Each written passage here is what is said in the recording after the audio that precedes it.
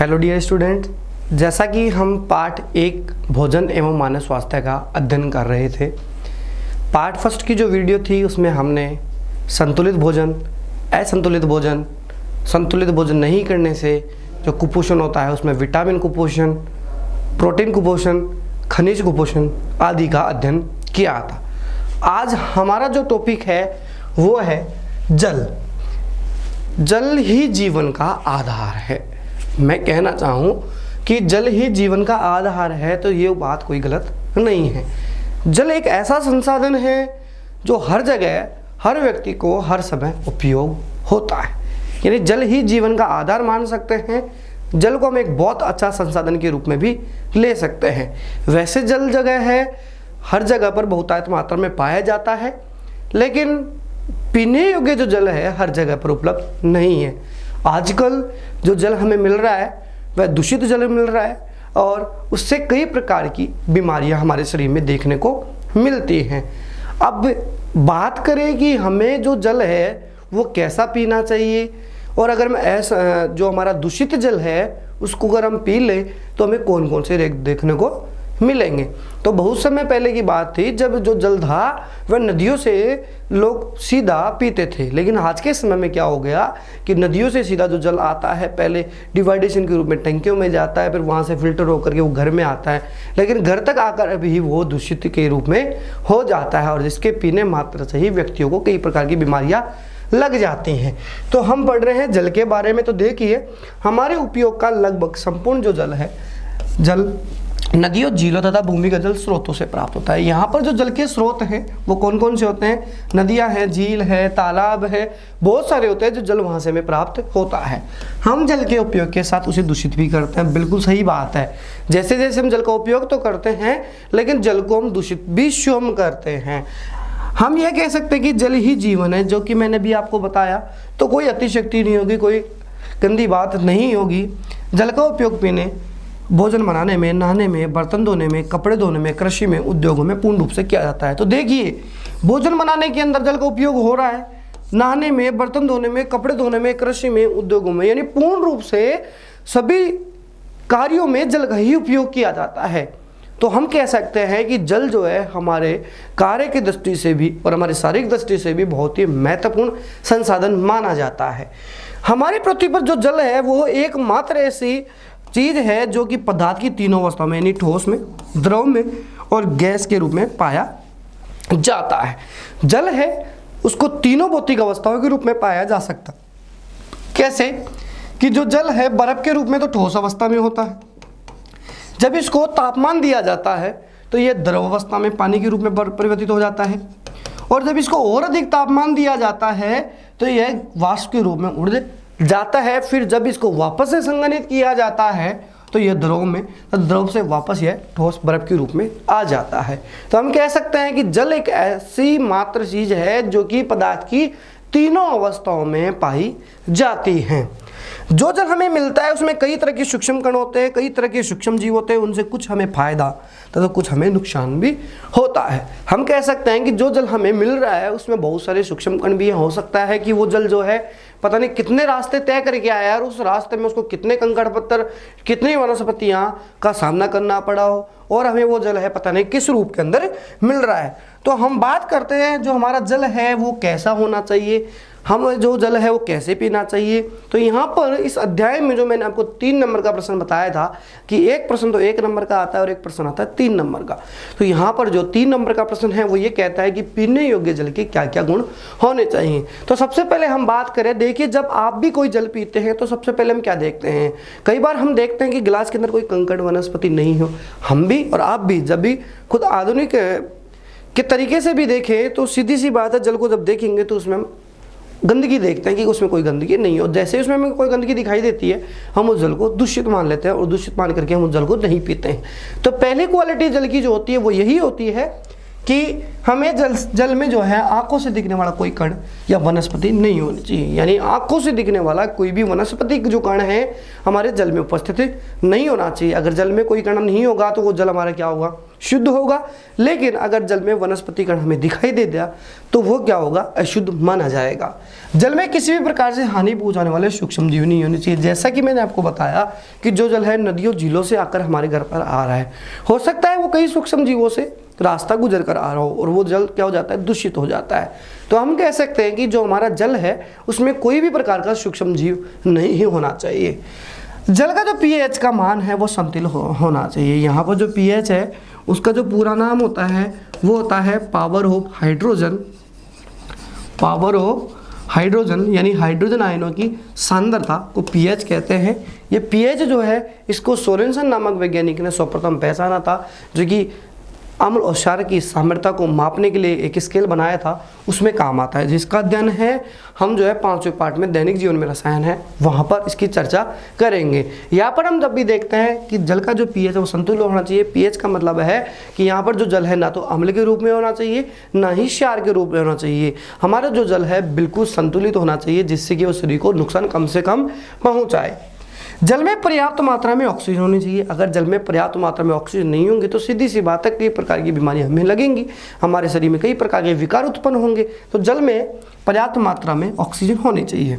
शरीर की समस्त उपापचय क्रियाएं जल के द्वारा ही संपादित होती है। बिल्कुल सही बात है, शरीर की जितनी भी उपापचय क्रियाएं हैं, भोजन की जितनी भी क्रियाएं हैं वो जल के द्वारा ही संपादित होती हैं।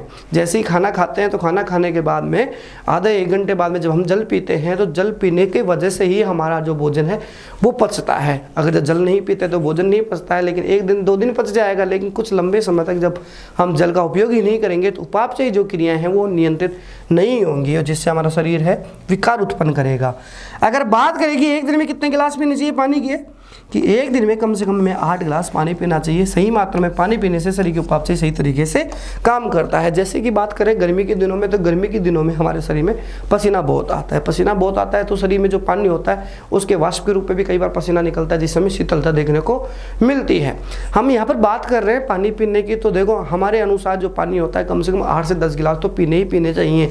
और जब आप जितना मात्रा में पानी पिएंगे ना तो आपको स्किन की समस्या कोई होगी, ना ही आपको और प्रकार की जो अन्य गहरी समस्याएं शरीर की वो कोई देखने को मिलेंगी। हमारे कहने का मतलब इतना सा है कि जल को इतनी पर्याप्त मात्रा में पिए कि जल के संबंधित जितने भी शरीर में रोग हैं वो आपको कोई प्रकार के देखने को नहीं मिले। सर्दियों में भी आपको जल की मात्रा बहुत अधिक ग्रहण करनी चाहिए, गर्मी में भी आपको जल की मात्रा और अधिक ग्रहण करनी चाहिए। देखिए प्रत्येक मनुष्य को प्रतिदिन 8 से 10 गिलास पानी पीना चाहिए, जिससे क्या होता है कि हमारे शरीर से जहरीले पदार्थ बाहर निकल जाते हैं। जहरीले पदार्थ जो होते हैं मूत्र के द्वारा बाहर विसर्जित कर दिए जाते हैं। जो अच्छा जल होता है वह तो अपनी उपापचय क्रियाओं में काम आ जाता है, लेकिन जो किडनी के द्वारा, वृक्क के द्वारा, जैसे कि आप दूसरे पार्ट में पढ़ेंगे कि मूत्र जो है उसका निर्माण कैसे होता है, उसमें जहरीले पदार्थ बाहर कैसे निकलता है, तो वो जल के द्वारा ही होता है। जितने भी जहरीले पदार्थ हैं हमारे मूत्र नलिका के द्वारा बाहर निकल जाते हैं और जिससे हमारा शरीर क्या है, रोग मुक्त रहता है। यहाँ पर बात आती है पीने योग्य जल की। तो पीने योग्य जल के क्या क्या गुण होना चाहिए?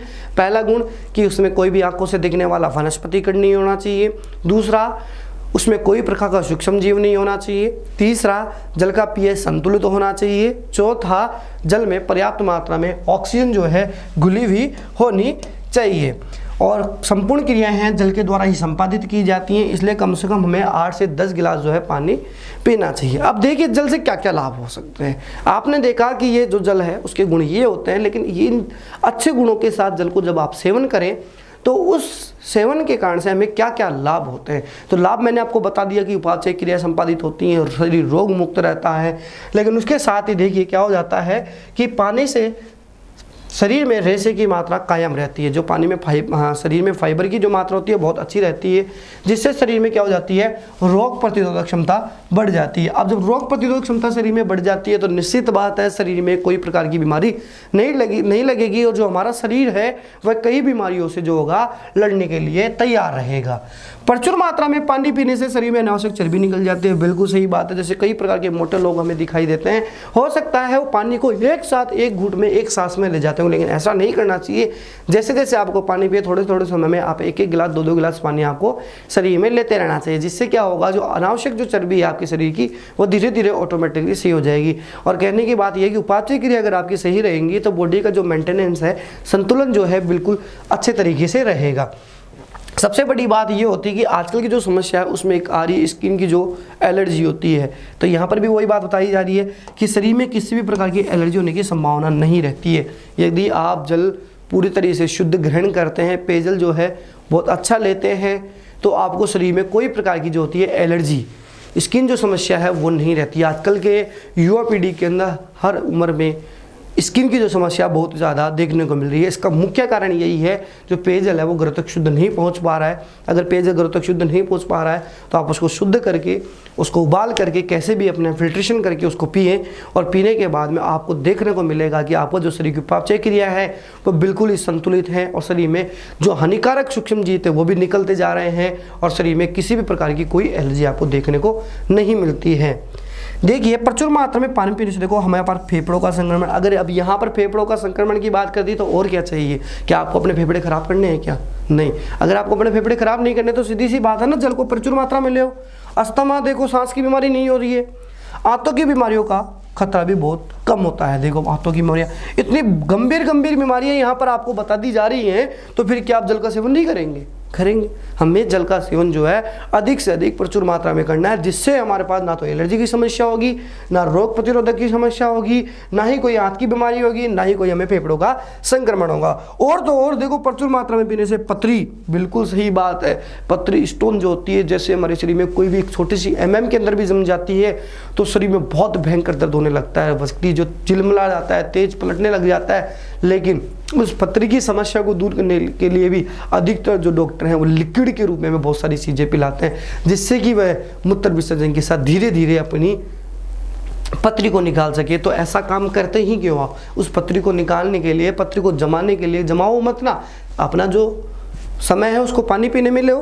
जितना आपको समय मिलता है कहीं भी, जैसे पानी की प्यास लगे उसको पानी पियो, ये मत देखो कि बाद में पी लेंगे और बाद में पी लेंगे। फिर अगर आपको 1 घंटे 1.5 घंटे बाद में 1 गिलास पानी पी लिया तो ना तो आपका शरीर में उपापचय क्रिया खराब होगी। पानी पीने से हमारा शरीर जो है कोई प्रकार के रोगग्रस्त नहीं होता है, उल्टा पानी पीने से शरीर जो है बिल्कुल रोगों से सही होता है। तो पानी पीने का जो समय है वो कुछ भी नहीं होता, कभी भी आप अपना पानी पी सकते हैं, पथरी नहीं होगी। देखो सर्दी जुकाम जैसी बीमारियां बहुत कम होती है। और तो क्या चाहिए, आजकल के युवा पीढ़ी को इस सर्दी जुकाम समस्या से बहुत ही ग्रस्त देखने को मिल रहा है। अगर सर्दी जुकाम हो रही है तो सीधी सी बात है, आपने दूषित जल पिया है या किसी सूक्ष्म जीवाणु के आप संपर्क में आए हैं।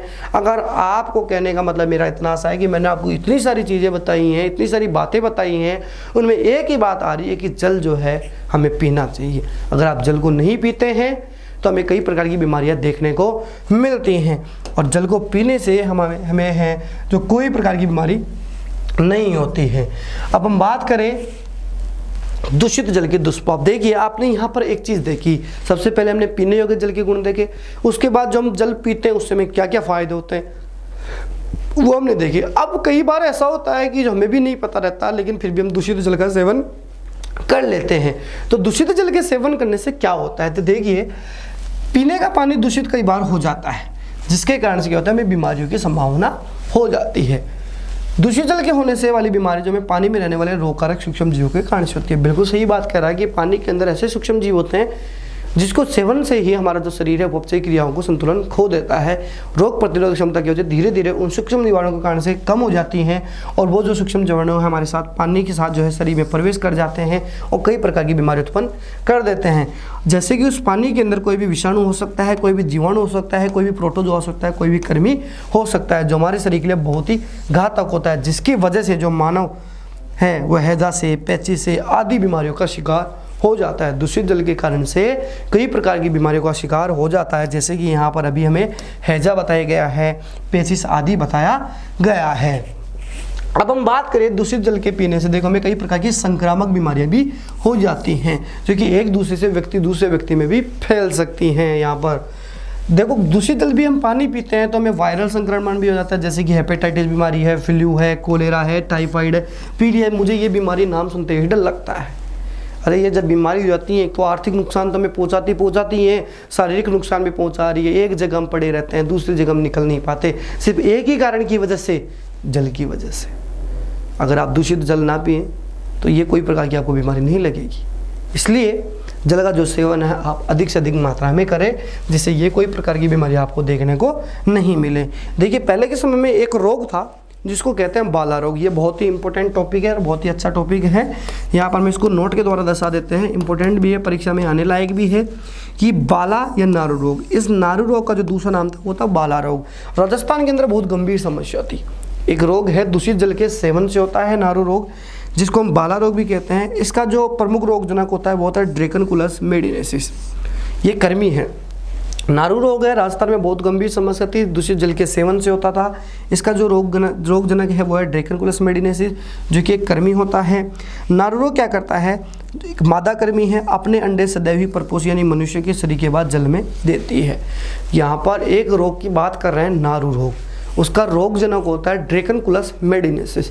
यह जो एक मादा कृमि होती है, यह क्या करती है, अपने शरीर के बाद जो जल है उसमें अपने अंडे देती है, और उस अंडे जलयुक्त पानी का जैसे हम सेवन करते हैं तो हमें नारू रोग हो जाता है।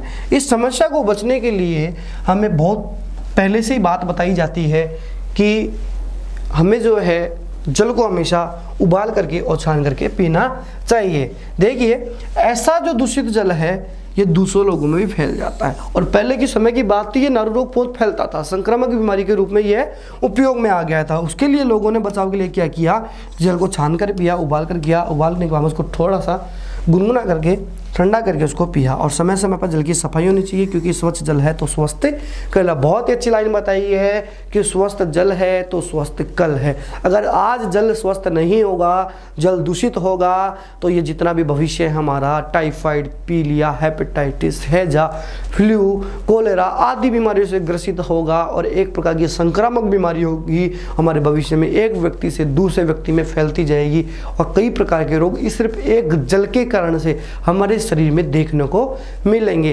तो सीधी सी बात यहीं पर एक ही बताई जाती है कि जल का जो सेवन है हमें पर्याप्त मात्रा में, उचित मात्रा में करना चाहिए, जिसकी वजह से हमें कोई प्रकार की बीमारी जो है यहाँ पर देखने को नहीं मिले। तो हमने देखा पीने योग्य जल के क्या क्या गुण होने चाहिए, दूषित जल क्या होता है, दूषित जल से कौन कौन से हमें नुकसान होते हैं, पीने योग्य जल जो स्वच्छ होता है उससे हमें क्या क्या फायदे होते हैं। अब हमारा जो नेक्स्ट टॉपिक है वो है मोटापा। देखिए आप भी आजकल हर जगह घूमते हैं, आपको अधिकतर जो है कई जगह मोटे लोग दिखाई देते हैं तो कई जगह पतले लोग दिखाई देते हैं। तो मोटे जो लोग हैं वह कई प्रकार की बीमारियों के कारण से भी हो सकते हैं, और अपना जो है जैसे कि कई प्रकार दवाई की साइड इफ़ेक्ट हो जाती है तो उससे भी कई प्रकार के शरीर में फुलावट आ जाती है। लेकिन एक जो मोटा होता है व्यक्ति, वह अपने खुद के स्वयं के कारणों के कारण भी हो सकता है। उसमें कौन कौन से कारण होते हैं स्वयं के मोटे होने से, वो हम इस टॉपिक के अंदर पढ़ते हैं। सबसे पहले हम बात करें ये जो मोटापा होता है वह क्या होता है। देखिए जब हम वसा युक्त अत्यधिक भोजन करते हैं, जब हम वसा युक्त अत्यधिक भोजन करते हैं तो जिससे हमारे शरीर में क्या होती है, वसा एकत्रित हो जाती है, और वसा एकत्रित होने से हमारा शरीर धीरे धीरे फूलने लगता है, और उस स्थिति को ही हम क्या कहते हैं, मोटापा कहते हैं। देखिए वह स्थिति जब शरीर पर अत्यधिक वसा एकत्रित हो जाती है, वह स्थिति जब शरीर में अत्यधिक वसा एकत्रित हो जाए और हमारे स्वास्थ्य पर क्या डाले, हानिकारक प्रभाव डालने लगे, जिससे व्यक्ति मोटा होने लगे, उस स्थिति को मोटापा कहा जाता है। और मोटापा जो है मनुष्य की संभावित आयु को घटा देता है। जैसे कि किसी व्यक्ति की आयु अगर 100 वर्ष मानी जाए तो उसकी आयु को 95 वर्ष ही कर देता है और उससे कम ही कर देता है। क्यों करता है, उसमें एक रीज़न है क्या, कि मोटापा जब भी व्यक्ति होता है उससे कई प्रकार की बीमारियां घेर लेती हैं। एक तो शरीर उठ करके दूसरी जगह पर नहीं जा सकता, पूरी तरह से पर्याप्त काम नहीं कर पाता, जिससे कि शरीर आलसी हो जाता है। आलसी होने से कई प्रकार के गंभीर रोग जो धीरे धीरे उसको लगने लग जाते हैं। तो मोटापा होना भी एक गलत बात है। अपने शरीर को बिल्कुल सही मात्रा में, सही संतुलन में रखा ही जाना चाहिए। देखो यहाँ पर एक इकाई बात बताए, शरीर भार सूचकांक। शरीर भार सूचकांक यानी मोटापा नापने की एक इकाई होती है BMI। देखो BMI का यहाँ पर पूरा नाम है बॉडी मास इंडेक्स। देखिए ये एक इकाई होती है जो मोटापे को नापती है।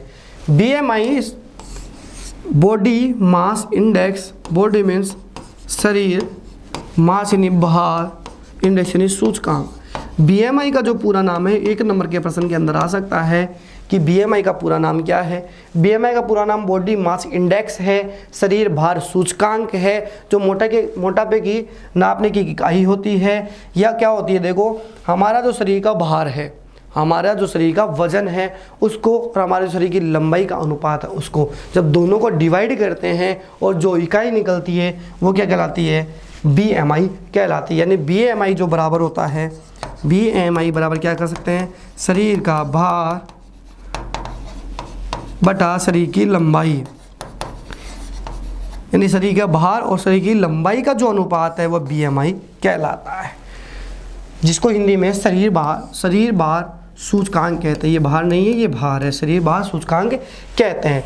जब 25 किलोग्राम प्रति मीटर स्क्वायर के बीच हो तब मोटापा पूर्व स्थिति में होता है। जब 25 के लमसम BMI आती है हमारे पास में, तो जो मोटापा है वो बिल्कुल सही स्थिति के अंदर आता है। लेकिन जैसे 25 से ज़्यादा आती है तो मोटापे की स्थिति गंभीर रूप में देखने को मिलती है। तो मोटापा की बात कर रहे हैं, मोटापा क्या है, मोटापा वो स्थिति होती है जब शरीर के अंदर अत्यधिक वसा एकत्रित हो जाती है जो हमारे शरीर को हानिकारक प्रभाव डालने लगती है, जिसके कारण से उसको हम मोटापा कहते हैं। मोटापा मापने की एक इकाई होती है जिसे हम BMI कहते हैं। BMI का पूरा नाम बॉडी मास इंडेक्स होता है, शरीर भार सूचकांक होता है। BMI जो है शरीर का भार और शरीर की लंबाई का एक अनुपात होता है।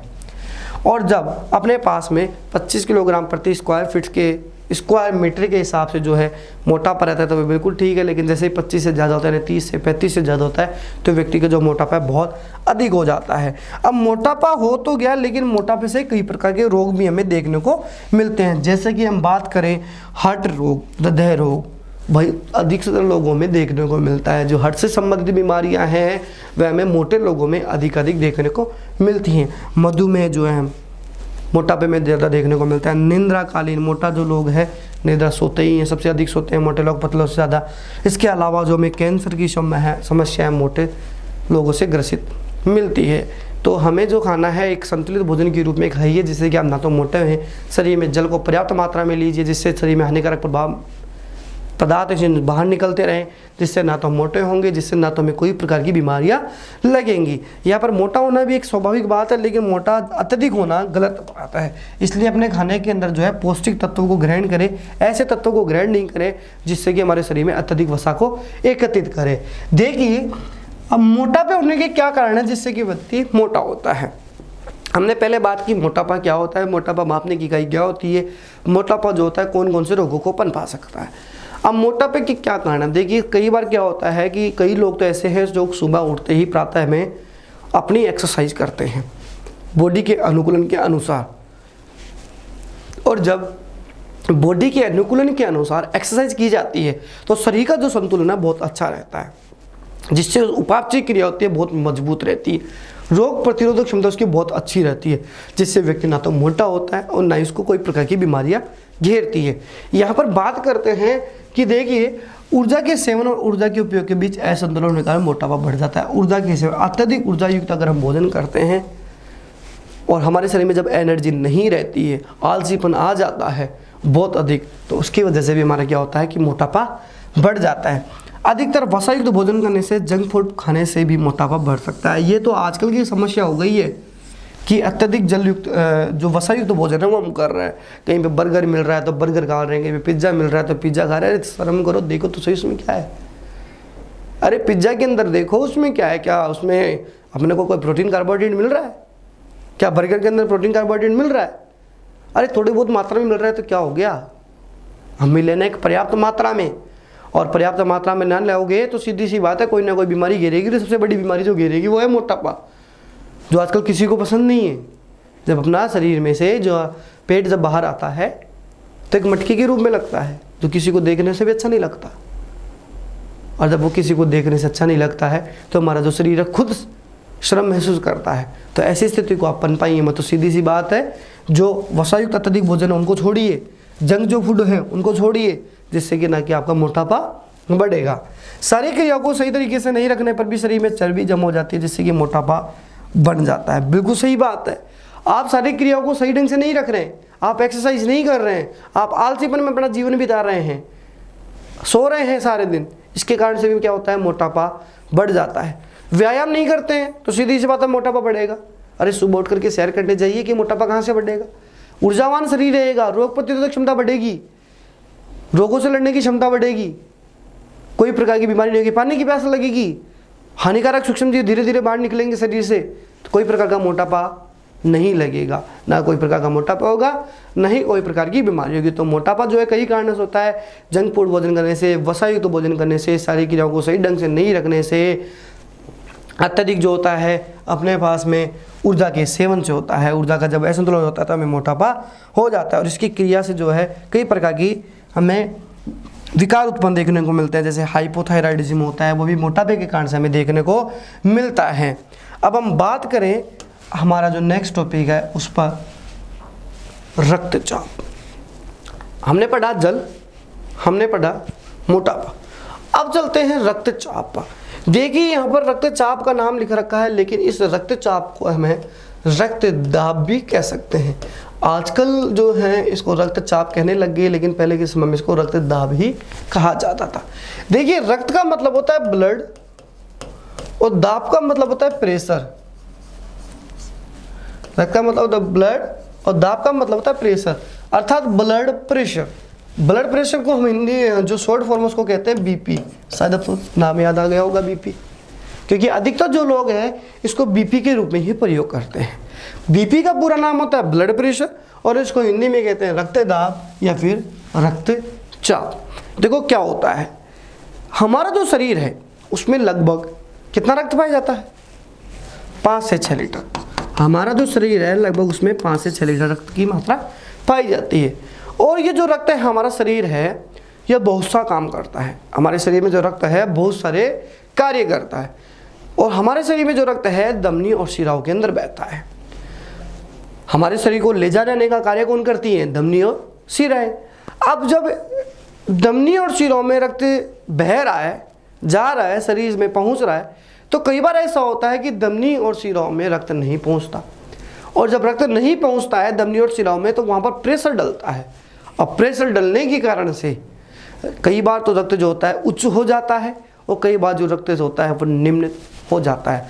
कई बार ऐसा होता है कि रक्त जो है हमारी धमनी और शिराओं में बहुत अत्यधिक मात्रा में दौड़ने लग जाता है, और कई बार ये होता है कि जो रक्त है धमनी और शिराओं में बहुत कम मात्रा में दौड़ता है। तो जब रक्त अधिक मात्रा में दौड़ता है तो उसको हम क्या कहते हैं, और धमनी और शिराओं में जब रक्त कम मात्रा में तेज दौड़ता है, कम मात्रा में धीरे दौड़ता है, तो हम उसको क्या कहते हैं? तो चलिए सबसे पहले हम बात करें कि रक्तचाप किसे कहते हैं। जो रक्तवाहिनी है, रक्तवाहिनी मतलब जो रक्त को ले जाने आने का कार्य करती है। तो रक्तवाहिनी में जो रक्त बह रहा है और वाहिनी की दीवार पर डाले गए दाब को रक्तचाप कहते हैं। रक्तवाहिनियों में बहते रक्त के द्वारा वाहिनियों की दीवारों पर डाले गए दाब, वाहिनियों की दीवारों पर डाला गया दाब, यानी कई बार रक्त का प्रवाह तेज होता है उसकी वजह से प्रेशर आता है, तो कई बार रक्त का प्रवाह निम्न होता है तो उसकी वजह से भी प्रेशर आता है। उसी को हम क्या कहते हैं? रक्तचाप कहते हैं। देखो हृदय से रक्त को शरीर के सभी उत्कोर अंगों में पहुंचाने वाली जो नलिका होती है उनको क्या कहते हैं? धमनियाँ कहते हैं। धमनियाँ किसे कहते हैं? तो हृदय से रक्त को शरीर में उत्तकों में पहुंचा रही है, अंगों में पहुंचा रही है, उनको हम क्या कहते हैं? धमनियाँ कहते हैं। देखिए हम बात करते हैं, सबसे पहले मैं आपको रक्तचाप की बात कर रहा हूँ। जो रक्तचाप होता है वो मैंने आपको पहले बता दिया, ब्लड प्रेशर कहलाता है। रक्त जो होता है 5 से 6 लीटर पाया जाता है। ये रक्त वाहिनियों के द्वारा हमारे शरीर के अंगों तक पहुंचता है, लेकिन जब इसके ऊपर प्रेशर डलता है तो वह रक्तदाब कहलाता है। देखिए यहाँ पर हम बात करें कि सबसे पहले जो है रक्तचाप किसने बताया था? 1733 में एक वैज्ञानिक थे स्टीफन हिल्स, उन्होंने सबसे पहले जो रक्तचाप है घोड़ों में मापा था। रक्तचाप की हमने परिभाषा पढ़ ली, तो इसके बाद में हमें एक बात जाननी पड़ेगी कि इस रक्तचाप को सबसे पहले नाम किसने दिया था, रक्तचाप को सबसे पहले परिभाषित किसने किया था। तो हम बात करें यहाँ पर कि 1733 में जो स्टीफन हिल्स नामक वैज्ञानिक थे उन्होंने पहली बार रक्तचाप को किसमें मापा था? घोड़ों में मापा था, क्योंकि पहले के समय में सीधे इंसान पर कोई प्रयोग नहीं किए जाते थे, कोई ना कोई जानवर पर ही प्रयोग किए जाते थे। तो उन्होंने जो सबसे पहले रक्तचाप है, ब्लड प्रेशर है, वह घोड़ों में मापा था। फिर उसके बाद में सन 1983 के अंदर एक कोपलर नामक वैज्ञानिक थे, उन्होंने रक्तचाप को क्या किया? परिभाषित किया। रक्तचाप को घोड़ों में सर्वप्रथम स्टीफन हिल्स नामक वैज्ञानिक ने मापा था, और कोपलर नामक वैज्ञानिक ने रक्तचाप को परिभाषित किया था। देखिए जो रक्तचाप है मुख्य रूप से 2 फॉर्मों में बटा होता है। एक तो होता है सिस्टोलिक, एक होता है डायस्टोलिक। जो रक्तचाप है उसको हम हैं दो रूपों में बांट सकते हैं, एक तो कह सकते हैं सिस्टोलिक और एक कह सकते हैं डायस्टोलिक। देखिए, एक होता है सिस्टोलिक और एक होता है डायस्टोलिक, यानी किसी भी व्यक्ति का जो रक्तचाप है सिस्टोलिक और डायस्टोलिक रक्तचाप के रूप में व्यक्त किया जाता है। अब यहाँ पर सिस्टोलिक क्या है और डायस्टोलिक क्या है वो देखिए। एक सामान्य व्यक्ति का जो सिस्टोलिक है वह 90-120 के बीच रहता है। सिस्टोलिक की बात करें तो ये सिस्टोलिक जो है 90 और 120 के बीच रहता है। डायस्टोलिक की बात करें तो लगभग में 60 और 80 के बीच में रहता है, 60 और 80 के बीच में रहता है। अब बात करते हैं सिस्टोलिक और डायस्टोलिक है क्या। देखिए, जब भी आप किसी डॉक्टर के पास जाते हैं या जो किसी के पास में अगर स्पाइगेनो मैनोमीटर है तो वह एक पट्टा बांधता है और एक बबल्स के रूप में हवा भरता है, नस को पकड़ता है। जैसे ही नस को पकड़ता है उसको पता है कि नस धड़क रही है, नस बीट कर रही है।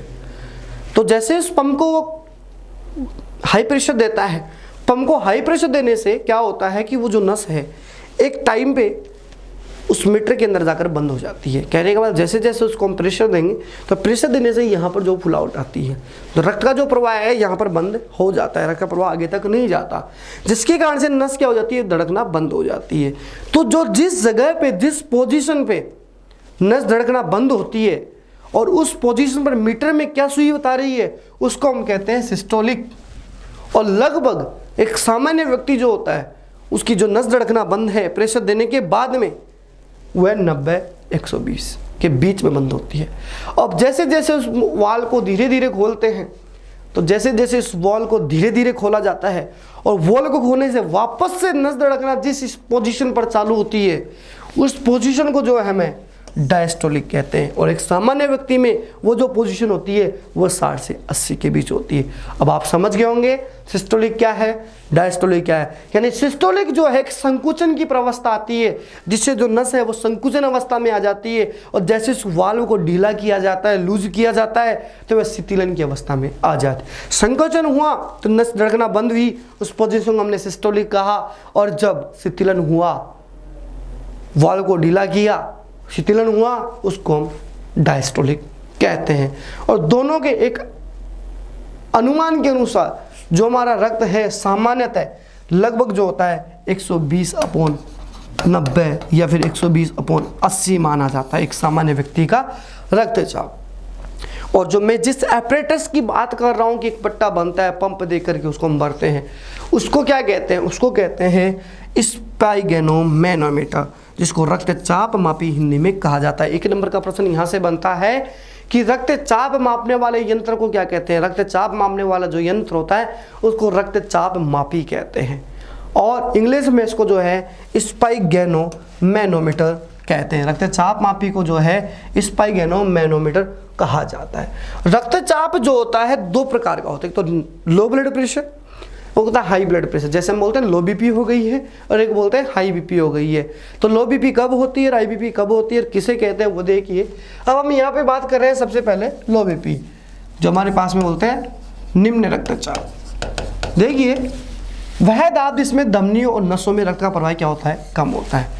जब भी धमनियों के अंदर जो हमारी नस है उनमें रक्त पहुंच रहा है, उनमें रक्त का प्रवाह जो है अगर कम हो जाए, रक्त कम मात्रा में पहुंचे तो रक्त का प्रवाह काफ़ी कम होने से क्या होता है, उस स्थिति को हम निम्न रक्तचाप कहते हैं। तो सीधी सी बात अर्थ से स्पष्ट हो रहा है, निम्न रक्तचाप यानी रक्त का प्रवाह धमनियों में कम हो गया तो उस स्थिति को निम्न रक्तचाप कह रहे हैं। देखिए, निम्न रक्तचाप से क्या होता है, निम्न रक्तचाप की स्थिति के अंदर जो मस्तिष्क है, हृदय है, गुर्दे जैसे महत्वपूर्ण इंद्रिय हमारे शरीर के अंदर, उनमें ऑक्सीजन जो है पौष्टिक आहार नहीं पहुंचा पाते हैं, जिसके कारण से जो अंग है वो सामान्य काम नहीं कर पाते और इस तरह से क्षतिग्रस्त भी हो जाते हैं। जब भी हमारे शरीर में लो बीपी देखने को मिलती है तो लो बीपी की वजह से मस्तिष्क, हृदय, गुर्दे जैसे महत्वपूर्ण इंद्रियों को घातक इफेक्ट देखने को मिलता है, जिसके कारण से पौष्टिक आहार उन इंद्रियों तक नहीं पहुंच पाता और पौष्टिक आहार उन इंद्रियों तक नहीं पहुंच पाता, जिसके कारण से ये जो अंग है वो काम करना बंद कर देते हैं और क्षतिग्रस्त हो जाते हैं। यहाँ पर हमारे पास में दूसरा पॉइंट आता है उच्च रक्तचाप। पहले हमने बात की निम्न रक्तचाप की, अब बात करते हैं उच्च रक्तचाप की। जैसे निम्न रक्तचाप में आपने देखा कि धमनियों में, नसों में रक्त का प्रवाह क्या था, कम था। अब इसी का जो उल्टा हम बोल सकते हैं, धमनियों में जो रक्त का प्रवाह क्या होता है, अधिक होता है उस दाब को क्या कहते हैं? उच्च रक्तचाप या उच्च रक्तदाब कहते हैं। किस किस के कारण से होता है? देखिए, चिंता, क्रोध, ईर्ष्या, भ्रम, कई प्रकार के आवश्यकता अधिक भोजन खाने से, मैदे से बने खाद्य पदार्थ खाने से, चीनी मसालों से, तेल के अचार से, मिठाइयाँ, मांस, चाय, सिगरेट, शराब के अधिक सेवन से भी उच्च रक्तचाप हो सकता है। तो क्यों करते हैं ये सब चीज़ें? आप चिंता ना करिए, क्रोध ना करिए, भ्रम ना कीजिए, ईर्ष्या ना कीजिए, आपको कोई रक्तचाप देखने को नहीं मिलेगा। उक्त रक्तचाप से ग्रसित जो मरीज होते हैं उनमें पोटेशियम युक्त भोजन को ग्रहण करना चाहिए। उक्त रक्तचाप के जितने भी मरीज हैं उनको पोटेशियम युक्त भोजन ग्रहण करना चाहिए। डिब्बे में बंद सामग्री का प्रयोग बंद कर देना चाहिए। भोजन में कैल्शियम की और मैग्नीशियम की जो मात्रा है उसको संतुलित रखनी चाहिए। रेशे युक्त जो है पदार्थ खाने चाहिए। स्वतंत्र वसा वनस्पति घी की मात्रा कम करनी चाहिए। नियमित व्यायाम करना चाहिए और धूम्रपान में मदिरापान नहीं करना चाहिए। हमें बात कर रहे हैं उच्च रक्तचाप की, तो उच्च रक्तचाप में एक बार बताया गया कि जो प्रवाह है वह अधिक होता है रक्त का। चिंता, क्रोध, भ्रम, एक दूसरे से ईर्ष्या करना, पदार्थ, चीनी, मसाले, तेल की चीज़ें आदि खाने से यह रोग होता है और इसके कारण से कई प्रकार की बीमारियां देखने को मिलती हैं। तो ऐसे रोगियों को क्या क्या करना चाहिए? पोटेशियम युक्त भोजन करना चाहिए, जो है डिब्बे में बंद सामग्री का प्रयोग बंद कर देना चाहिए और कई प्रकार की जो चीज़ें हैं जैसे वनस्पति घी है उनकी मात्रा कम करनी चाहिए और जो अपने पास में कई प्रकार की चीज़ें हैं जैसे कि संतृप्त वसा मांस है इसको बहुत ही कम मात्रा में उपयोग में लेना चाहिए। रेशे जो पदार्थ है वो हमें खाने चाहिए। इसी के साथ जो आज का लेसन था रक्तचाप तक हमारा पूरा होता है। अब हमारा जो नेक्स्ट टॉपिक है वो नशीले पदार्थ, जो कि आजकल की युवा पीढ़ी है जो नशीले पदार्थों का सेवन अधिक से अधिक कर रही है, तो उनका जो नेक्स्ट पार्ट का वीडियो है हम उसमें उसका अध्ययन करेंगे।